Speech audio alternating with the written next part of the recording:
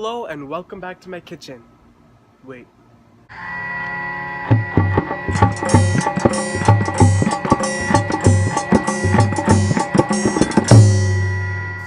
Oh my god, I can't believe. Okay, so I'm doing this outside and I'm holding my phone in my hand to record this, but basically, I've been getting a lot of comments on my videos or DMs or comments on Instagram and Facebook and whatever, and also just people in general. They ask me, where do I get such nice seasoning when I cook? Like, you live in Canada, like it's hard to find all this stuff, so I'm gonna show you where I get it from. So first off, I'm gonna show you my little indoor plants that I have here, because I guess this is where most people wonder where I get this kind of stuff from. So I'm gonna start off with, this is my Tulsi plant. This is the purple variety, the common one in Trinidad. There's also a green one, which I'll show you in a little bit later on in this video. Sorry, there's a plane going nearby. This is another type of Tulsi, and when this grows, it can grow over 8 feet tall, and the leaves can grow bigger than my hand. So it's another type of Tulsi, and I usually have had, I had a bigger plant before, but that died, so planted a new one this year. And yes, I do all my planting by myself. This is my neem. This is used as a form of medicine and used in prayers, Hindu rituals. My aloe vera plant. I've had this for a couple years. This is a type of grass that we use in prayers as well. It's called doob grass. This is my hibiscus. There's no flowers on it yet, but some are coming by. My banana tree, or my fig tree. This is another type of plant we use in prayers. It's called pipar, or it's a type of ficus, or in the fig family. This is a flowering plant called datur. This is a purple variety. It's a poisonous plant, and also this plant is called chameli, or it's a type of jasmine. And this is what people use to make jasmine tea, and there's some flowers coming up on it. It's totally edible. This I'm not quite sure of the name, but we also use this in rituals. It's a flower that I like to call karagam flower, because it's used in building what we call a karagam, or a kind of structure that they build and parade around a temple with. These are more Tulsi plants that I plant for other people. You can see the purple. These are all the purple varieties, but when they're in shade, they turn green. And I've only recently put them back out into the sun, so they're now getting purple. This is my curry leaf plant.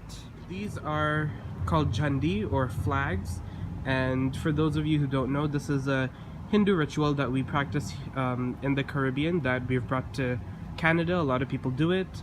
After our prayers, we would raise flags for that deity that had been worshipped, and so each color represents a different deity. These are some flowers, some marigolds that I planted, and I have some seasonings as well. This is the fourth type of Tulsi. There are 4 types of Tulsi that we know of. So there's a green one, the purple one, the one with the big huge leaf, and then there's this one. So this is called Kapoor Tulsi, if I'm not mistaken, and Kapoor means camphor, and this really has a camphor, almost Vicks-like smell. And this just grows wild, and it grows pretty much everywhere in my yard. And then I have some marigold again, or genda as it's called. This is my coriander, or my cilantro, or dhania as it's called as well. And I have some big ones here that have flowers in them, and then some in the ground as well here. And the way I plant this is, when I buy it in the store, I use the leaves and I take out the part with the root, because we get it with the roots, and I put them in water for a couple days, and then I stick them in the ground, and then they just grow. Here I've got more genda, or marigold, and there's orange, yellow, and white. White is something that I only saw this year, so I had to plant it. This is our mint. I think the original root, and this comes back by the root every year. The original root is it's older than me, so it's over 15 or 16 years of age. My grandmother brought this when we moved from our old house to this house. These are saive, or scallions, or green onions, and another genda or marigold that just grew on its own. So I don't have to purchase a lot of my seasonings because I have it growing here. It's only in the winter time, when everywhere's covered in snow, that I have to purchase. Now let's go on to the gardens. So this garden here is what I call my bhaji garden, because it's full of edible greens. This is kale bhaji, or literally just kale. So these leaves are ready to pick, but I haven't picked any yet because like so far we haven't had a reason to cook any. So when my family comes back, they're on vacation right now, I'll probably pick a lot of this. And you know, you could eat this raw, you could cook this and eat this. And I have two types. I have one with the smooth leaf and the curly leaf. All of this growing here is chorai bhaji, or amaranth greens, and I have two types, and you'll see the other type in a bit. This is the green one, and it just grows in our gardens, and it just grows everywhere, and you'll see more of this in every other garden we have. And you just pick this, you can either pull it out by the root or cut it down where you see a set of leaves growing, and that will turn into another branch. So it's pretty easy to grow. You can get the seeds literally growing at the side of the road and plant it at your house for clean bhaji that you can pick and use. And in the back here I have some poi bhaji, or Malabar spinach, and I had to clean out the bhaji around it so that it could grow. And when I pick most of this kale, it'll be clean and clear so that the sun can really hit the poi and it could get a good chance at growing. And I have one more type of bhaji, and it's not a common variety. This is called mustard bhaji, or sarso bhaji. And this as well grows on its own. I planted it though, I had to get the seeds and plant it, and then it started growing. Over here I have some ornamentals. So I have this huge rose of Sharon tree. It's a type of hibiscus, and it's a double pink variety. Here I have, this is where we used to raise our old flags. So in the ground here I have another same thing. I planted a branch about 3 years ago, and it's only now growing, and this is the first year it's going to give flowers. You can see the little flower buds. I have a rose bush, and I have a type of marigold here that grows taller than that tree, than the hibiscus tree, and it flowers really huge flowers. More ornamentals. This is a lavender plant here in full bloom. And over here, amongst a whole bunch of some random bush, I have more that datur growing, and we use the flowers and fruits in prayers as well. It's a really dangerous plant, and this is another variety. This is a white one, those are purple, these are white, and this one has flowers in it. This one grows back by a root every year, so I have to plant it in a pot, because one year I planted it in the ground, and this whole area I could not walk through because it just grew so huge.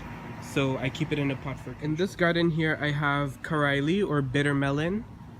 I spotted a baby one a couple days ago. Here we go. A baby karaili, and I usually get lots throughout the year, so I'll probably do a recipe for that this year.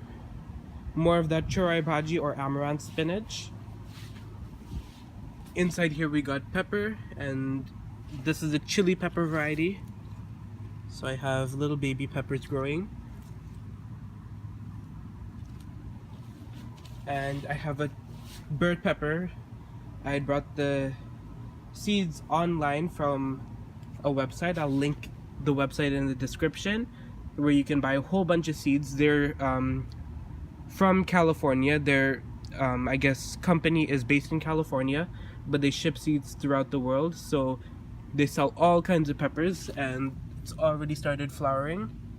So a lot of this I planted myself, and then a little bit I actually bought from the store. The karaili and the bird pepper I planted myself, and you'll see other peppers like the hot ones native to Trinidad, which I'll show you in a bit. Here we got more of that amaranth bhaji, and here it's growing in shade, but when it gets really hot sun, we've had a little bit of hot sun these past few days, so the leaves get burnt at the top, but that's nothing. You can just pick off the burnt leaves, and as you can see, it grows so abundantly, and we do not plant this at all. It grows by itself.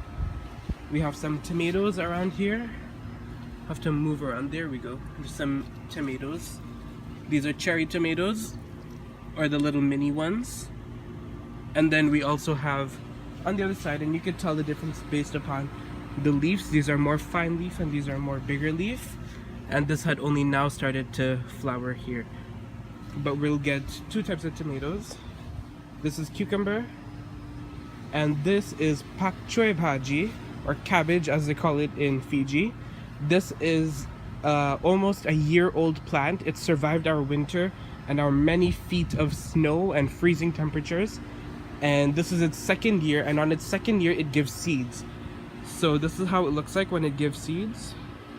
It will first give flowers like this, and then the flowers will develop into little pods, and those pods will turn yellow, and then when you open them inside you get those seeds, and if you sprinkle these seeds anywhere they'll grow. What I was talking about before, the other type of chorai baji that I'll show you, this is the purple or red variety.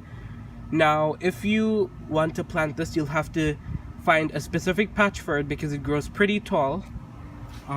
It grows over 5 feet tall. It will grow above this deck, and the leaves are bigger, much bigger than the green chorai, and you can see one growing right beside it. And there's also a purple, a camphor or kapur tulsi growing in the ground. I told you it kind of spreads throughout my yard. And another warning for this baji is it will turn whatever you're cooking with it, or if you're just making baji by itself, it will turn it any shade from light pink to red to dark purple. So it won't be the traditional green baji. I made baji rice once and it came out like a really bright pink color, so just a heads up. Now here is my grandmother's prized possessions. Mine was the curry leaf and the neem. This is my grandmother's, even though I had planted them all myself.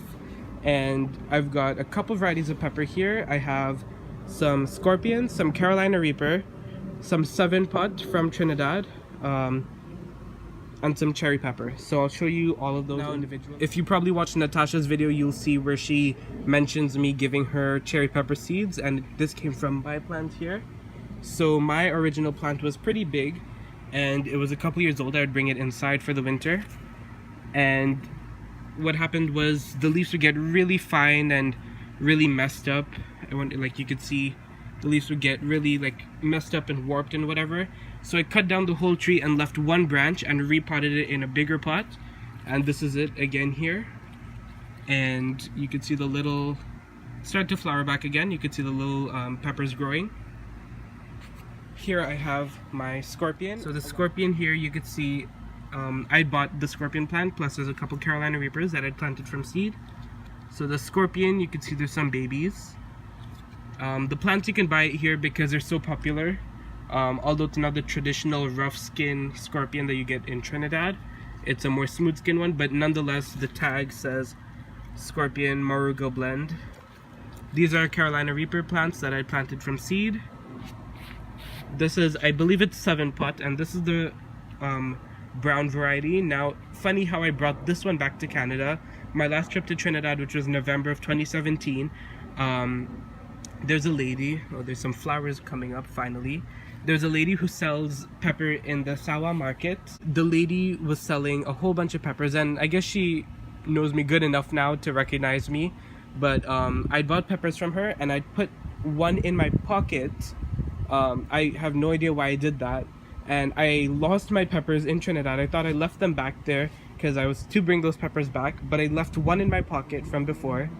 And I had not unpacked my suitcase until like a month before we started planting the seeds. So I was unpacking my suitcase, which was like it was April, I think. No, sorry, it was February. And I was, taking things out of my pocket because I have that habit of doing that. And I pulled out this dried brown 7-pot pepper, and I was like, perfect. I thought I left all of these back, but I have one that I could plant because it was dry, and I could get the seeds out of that, and I'll have more plants and I'll grow more peppers and I'll get more peppers out of that. So I was able to plant those, and I got a couple. There's some here as well, and in my opinion these are harder than the regular scorpion, but that's just me, and the scorpion varieties that we get here. Another scorpion with more flowers and fruits growing, and another scorpion and more Carolina Reapers.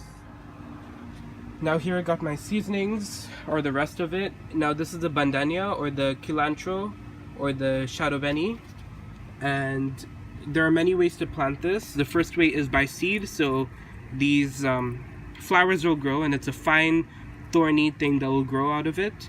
And when these little tips turn brown, you can crumble them and plant them wherever you want, or you could save the seeds and plant them later on. Second way is when you buy in the store, when you buy the plants, like I did with the dhania or the coriander, you can cut the ends off where the roots are and stick them in wet soil, and they will start to grow. And the third way is when you get the actual plants, they will reproduce on their own by root, and they'll spread like some of these. So you could just pull those out and plant them wherever. This is fine time, and when you get any of this, like, it just keeps growing, and this is very low maintenance. And this is my pudina, or big leaf thyme. I think it goes by the name Cuban oregano or Spanish oregano, Indian borage, and so on and so forth. Finally, in front of my house here, we have the green tulsi, and so this is like the traditional purple one, but this one has a more green leaf than purple, and it remains green. So here you have it, my backyard, and a little insight, a little tour of my garden and what we grow. So a little note that we plant different things in different years. So some years we plant baigan or eggplant, some years we plant more okra, some years we plant bodhi or long beans.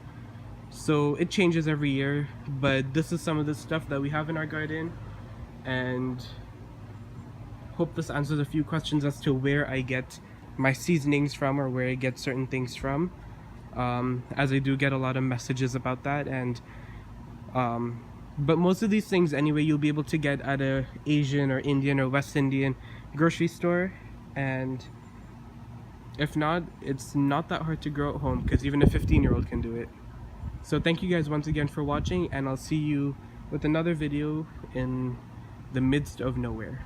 Thank you once again.